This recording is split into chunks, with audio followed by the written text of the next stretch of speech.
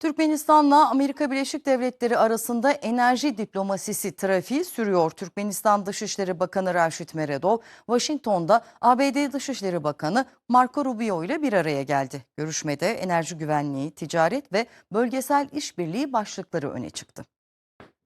Türkmenistan Dışişleri Bakanı Raşit Meredov'la ABD Dışişleri Bakanı Marco Rubio, Washington'da bir araya geldi. ABD Dışişleri Bakanlığı tarafından yapılan açıklamada, tarafların enerji, güvenlik ve ticaret alanlarındaki işbirliğini geliştirme imkanlarını ele aldığı belirtildi. Görüşmede öne çıkan başlıklardan birisi ise Türkmenistan'ın doğalgaz ihracatı oldu. ABD Dışişleri Bakanı Marco Rubio, Türkmen gazının Hazar Denizi üzerinden dünya enerji pazarlarına ulaştırılmasına yönelik girişimlere Washington'un güçlü destek verdiğini ifade etti.